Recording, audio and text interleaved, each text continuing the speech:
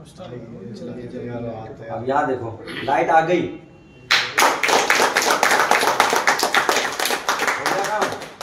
Only एक jumper. तो hello दोस्तों, उम्मीद है आप सब लोग ठीक होंगे और मैं हूं कारी मुबश्शिर अली और आप देख रहे हैं MNZ मोबाइल इंस्टीट्यूट की ये वीडियो। आज का वीडियो ना आपके लिए बहुत ज्यादा नॉलेजेबल होने वाला है, क्योंकि हमारे हाथ में एक फोन है Redmi का 12C। कोई भी फोन होगा, ठीक है। इसमें प्रॉब्लम क्या है, इसमें ना ग्राफिक आ रहा है लेकिन लाइट नहीं आ रही है। लोगों पे ये आ रहा है, मैं आपको दिखाऊंगा। एक हमारे स्टूडेंट है, ये बहड़ी गई, उनका ये फोन मतलब वो शॉप से लेके आए, डाउन करते हैं। तो अपना देखते हैं इसमें क्या फॉल्ट है और सीखेंगे कि आपको ये सीखने मिलेगा कि किसी भी फोन में जब वो लाइट की प्रॉब्लम होती है तो कहां से फॉल्ट हो सकता है, ठीक है भाई। यहाँ पे ना मैं आपको पूरा करके दिखाऊंगा, ठीक है, एकदम पूरा, बिल्कुल कंप्लीटली लाइट ला के दिखाऊंगा, एकदम सारी चीजें, ठीक है, बिल्कुल एक एक चीज जहां से फॉल्ट आता है सारी चीजें हम क्या है यहाँ पे चेक करेंगे। तो चलो शुरू करते हैं। सबसे पहली बात तो आप ये जान लो, किसी भी फोन में लाइट आने के लिए जो डिस्प्ले लगी होती है उतना वोल्टेज बूस्ट होना जरूरी है। किसी भी TFT डिस्प्ले वाले फोन में 12 वोल्ट से 50 वोल्ट तक की रिक्वायरमेंट वाली डिस्प्ले यूज होती है, यानी एक सर्किट बनाया जाता है जो वोल्टेज को बूस्ट करता है। जब वो वोल्टेज बूस्ट नहीं कर पाता तो डिस्प्ले में उसके वोल्टेज नहीं मिल पाते, इतनी रिक्वायरमेंट होती, और जब वो वोल्टेज नहीं मिल पाते हैं तो डिस्प्ले में लाइट नहीं आती, ठीक है। तो चलो चेक करते हैं कौन कौन सी मेन लाइट होती है, क्या होती है, सारी चीजें मैंने स्क्रीन पे ले ली है। यहाँ पे हमें सबसे पहला काम जो करना है वो है शॉर्टिंग। क्या है? शॉर्टिंग, यानी यहाँ पे फ्रंट वाली साइड पे IC यहाँ पे है, ये 12C में 6 पिन की लाइट IC है सामने वाले हिस्से। यहाँ पे अगर आप देखो तो ये इसकी 6 पिन की लाइट IC है। ये बूस्ट कॉइल है जो 10 माइक्रो हेनरी की होती है, ठीक है। और यहाँ पे लाइट डायोड है जिसको रेक्टिफाइड डायोड कहते हैं। ये तीनों चीजें मिलके जब काम करती हैं तभी वोल्टेज बूस्ट होता है, ठीक। अभी हमें सबसे पहला काम किसी भी फोन के अंदर ये करना है कि जो LED A लाइन होती है, एनोड लाइन यानी ये वाली पीली वाली है, इस लाइन पे हाई वोल्टेज चलता है, चूंकि 12 से 50 के बीच में, जो भी नॉर्मली 20, 22, 18 वोल्ट तो रहता ही है। तो ये शॉर्ट बहुत होती है, इस पे लगे हुए कैपेसिटर वगैरह बहुत शॉर्ट होते हैं। एक प्रोब को हमने ग्राउंड कर दिया है।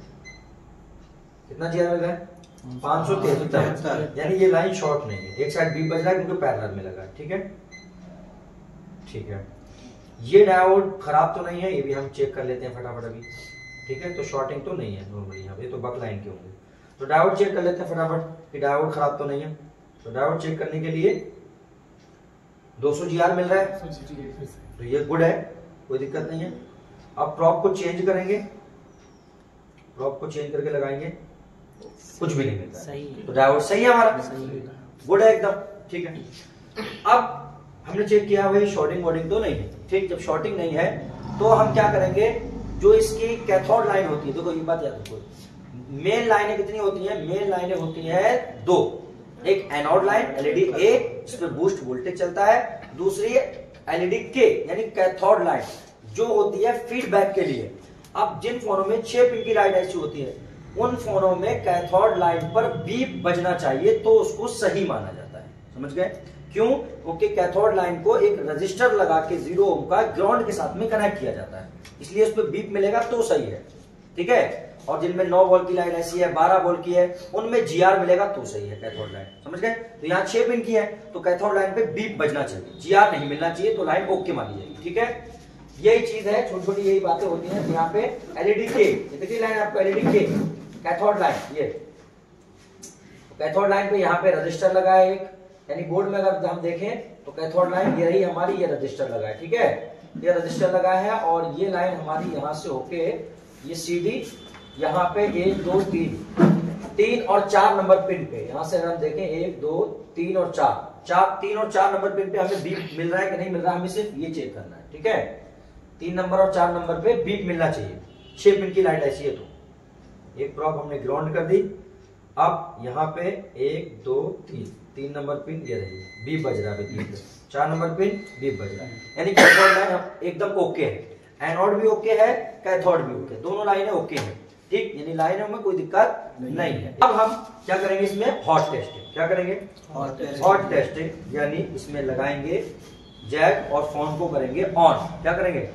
फोन को ऑन और मल्टीमीटर को लगाएंगे DC वोल्टेज, लगा दिया। अब फोन को कर देंगे हम ऑन, ये बात, ये हो गया वाइब्रेट, ठीक है।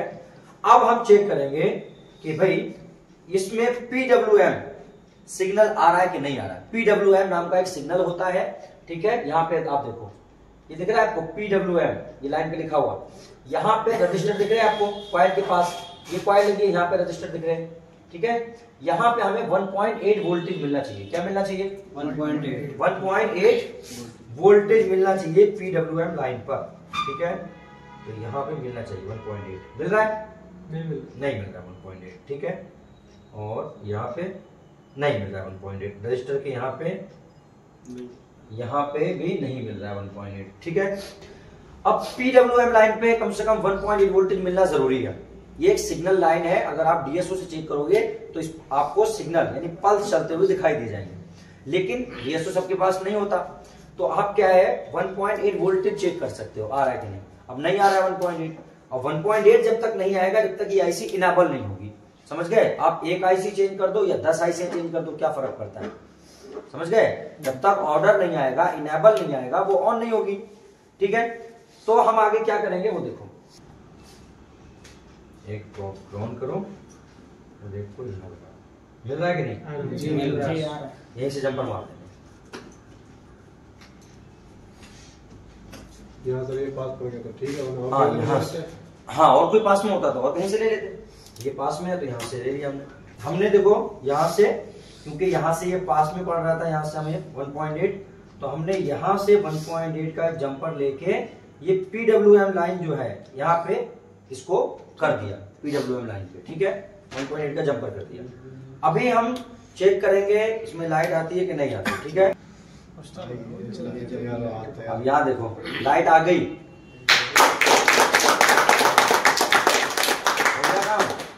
ओनली एक जंपर। नॉलेज का ही तो गेम है जी सर, है नॉलेज का ही तो गेम है। यही नॉलेज तुम्हें भी ट्रांसफर की जाएगी। अब ये हमने कौन सी लाइन में जंपर मारा, क्यों मारा, ये लाइन किसमें होती है, कहाँ होती है, तो वो सारी चीजें तुम्हें मिलेंगी अगली क्लास में। अब जो क्लास अपनी आगे आएगी डिस्प्ले सेक्शन, तो वहां पे तुम्हें मिलेगा। देखो समझ गए? तो एकदम इसमें तो बताओ, ओके कंडीशन में अपना हो गया, ठीक है। अब देखो आपने देखा किस तरीके से आपने इसमें काम किया, ना लाइट आईसी चेंज की, ना डायोड चेंज किया, ना कुछ और चेंज किया। कोई और दूसरा होता ये चेंज वो चेंज, लाइट आईसी चेंज, सब चेंज करता, उसके बाद में फोन बनता नहीं बनता। भाई आईसी चेंज करके फोन बनेगा? नहीं, बिल्कुल भी नहीं बनेगा आईसी चेंज करके फोन। क्यों? क्योंकि आईसी का फॉल्ट थोड़ी है भाई। आईसी जब खराब होगी तभी तो आईसी चेंज करके फोन बनेगा। जब आईसी खराब है ही नहीं तो जाहिर सी बात है फिर आईसी का कोई फंडा इसमें नहीं है ही नहीं। तो कहने का मतलब ये है कि इस तरीके से नॉलेज का सारा गेम है। इसीलिए आपसे कहा जाता है, ठीक है, कि मेहनत करो ताकि कामयाबी मिले। नॉलेज का ही सारा मसला है। यूट्यूब वालों से मैं कहना चाहूंगा कि अगर आप भी सीखना चाहते हैं, बेसिक टू एडवांस इस तरीके से काम करना चाहते हैं, तो आप भी हमसे कांटेक्ट कर सकते हैं, हमारे साथ जुड़ सकते हैं। 1 मई बैच के लिए सीट बुकिंग चल रही है, आप सीट बुक करा सकते हैं, ठीक है। और ये जो है ये कोई भी कटिंग पटिंग इसमें कुछ भी नहीं है, बिल्कुल एकदम मैं जो काम करता हूँ ज्यादातर मेरा जो है एकदम लाइव होता है। यहाँ पे स्टूडेंट बैठे हुए हैं, ठीक है, सारे के सारे। यहाँ पे आप देख सकते हो, यहाँ पे क्या है, स्टूडेंट यहाँ पे बैठे हुए हैं, आप देख रहे हो, ठीक है, यहाँ पे। और ये भाई तुम्हारे सामने हुआ है, कोई कटिंग बटिंग तो नहीं हुई है? कोई चीज अपने चेंज की पहले से? अच्छा, इनका ये फोन था, आपने अपने हाथ से शील्ड काट के दिया कि नहीं दिया? बस शील्ड भी इन्होंने अपने हाथ से काट के दिया मुझे, ऐसा नहीं कि मैंने पहले से इसमें फॉल्ट फाइंडिंग कर ली थी। बात समझ में आई कि नहीं आई? तो इस तरीके से बहरहाल काम होता है। अगर आप भी सीखना चाहते हैं बेसिक टू एडवांस तो हमसे संपर्क कर सकते हैं।